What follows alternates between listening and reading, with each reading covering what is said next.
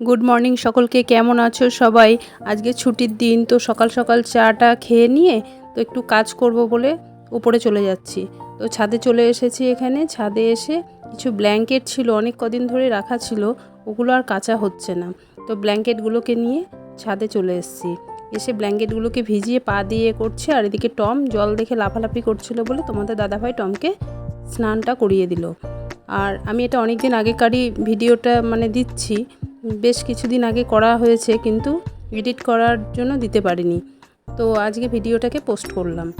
তো আমি এখানে ব্ল্যাঙ্কেট কেচে নিচে চলে এসেছি।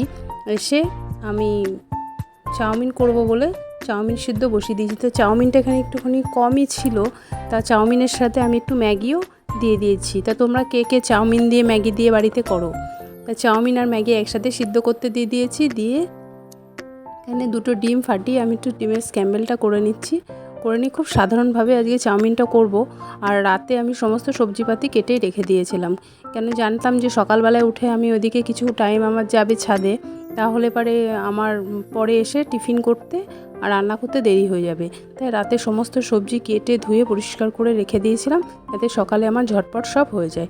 তো এখানে তো সাধারণত যেমনভাবে আমরা চাউমিন করি, প্রথমে তেল দিলাম, তেল দিয়ে পেঁয়াজ কুচি, লঙ্কা কুচি, আদা কুচি, ক্যাপসিকাম, গাজর, আলু সমস্ত সবজিগুলোকে সব দিয়ে খুব ভালো করে ভেজে নিয়ে উপর থেকে নুন আর একটু ম্যাগি মশলা দিয়ে দিলাম। দিয়ে খুব ভালো করে নাড়াচাড়া করে নেব। নাড়াচাড়া করে নিয়ে আগে থেকে সিদ্ধ করে জল ঝরিয়ে রাখা চাউমিন আর ম্যাগিটা একসাথে যেটা রাখা ছিল সেটা এর মধ্যে দিয়ে দিলাম।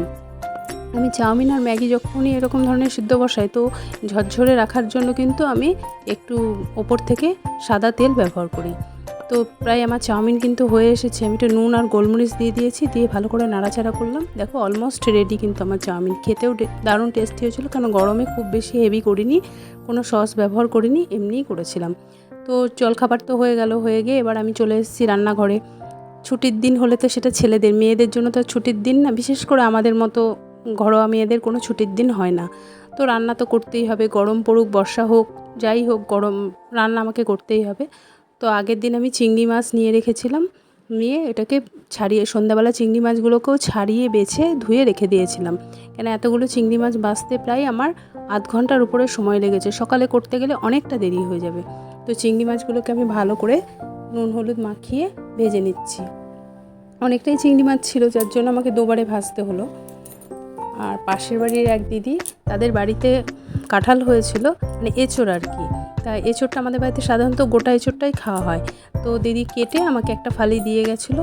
তো ওটাকেও আমি রাত্রেবেলা কেটে পরিষ্কার করে ধুয়ে রেখে দিয়েছিলাম, যে ঠিক আছে চিংড়ি মাছটা দিয়ে করি, হাতে করে যখন দিয়ে গেল নিশ্চয়ই খেতে ভালো লাগবে। তো এখানে আমি আজকে খুব সিম্পলভাবেই এই এঁচোড়ের তরকারিটা রান্না করব, যার জন্য আমি কড়াইয়ে তেল দিয়ে দিলাম, একটু নুন আর একটু হলুদ দিয়ে এঁচোড়গুলোকে আমি ভালো করে ভেজে তুলে নেব। তো আমার এঁচোড় ভেজে তুলে নেওয়া হয়েছে। এবার আমি আগে থেকে একটা আলু সিদ্ধ করে রেখে দিয়েছিলাম, সেই আলুটাকেও আমি তেলের মধ্যে দিয়ে দিলাম। যতই মনে করি তরকারিতে তেল মশলা কম দেবো, একটু একটু করে ভাজতে গিয়ে মনে হয় সে তেল লেগেই যায়। লাস্টে তরকারি যখন হয়ে যায় থালায় ঢালি, তখন মনে হয় তেল ছেড়ে দিল, কত তেল দিয়েছি। কিন্তু দেখো রান্নার সময় কিন্তু খুব বেশি তেল কিন্তু ব্যবহার করি না, কিন্তু তেল হয়ে যায় তাতে।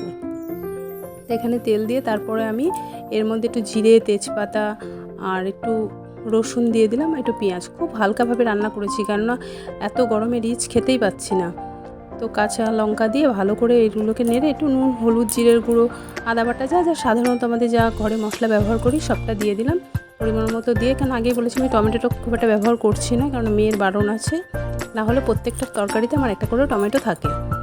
তো ভালো করে নাড়াচাড়া করে নিলাম, মশলাটা কষিয়ে নিয়ে ওপর থেকে একটু চিনি দিয়ে দিলাম, দিয়ে খুব ভালো করে মশলাটাকে আমি ভাজা ভাজা করে কষিয়ে নেব। আর মশলাটা যাতে পুড়ে না যায় তার জন্য কিন্তু আমি এখানে একটুখানি জল ব্যবহার করে নিলাম।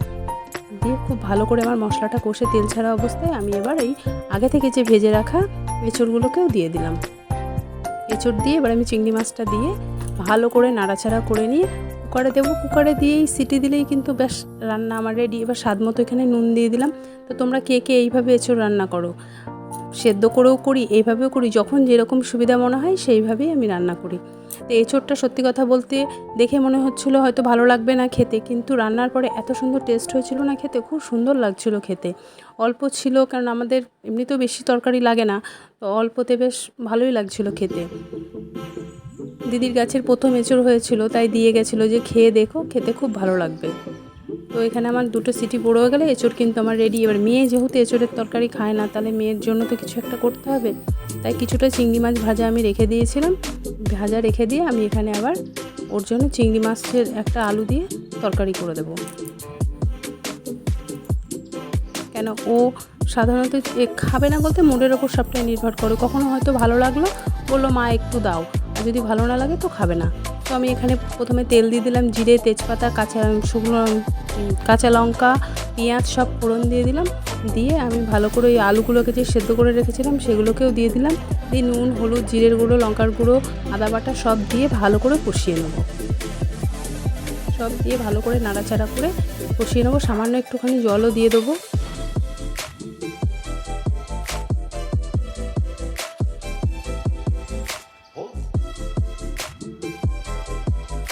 সামান্য একটু জল দিয়েছিলাম, জল দিয়ে ভালো করে কষিয়ে তারপর আমি এখানে চিংড়ি মাছগুলোকেও দিয়ে দিলাম। এবার যতটা পরিমাণ আমি ঝোল রাখবো সেটুকুনি জল এখানে ব্যবহার করব।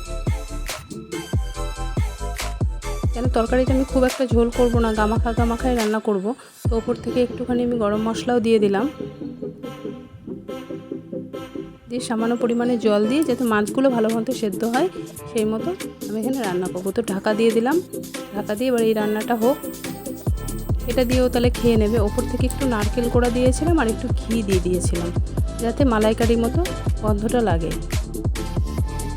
আমার চিংড়ি মাছের তরকারি কিন্তু একদম রেডি হয়ে গেছে। তাহলে আজকে কেন অনেক কাচাকুচি করেছি, অনেক কাজ সেরেছি, সেই জন্য বেশি কিছু রান্না করতে পারিনি। ওই এঁচড় আর চিংড়ি মাছ এই হলো আজকে দুপুরের মেনু।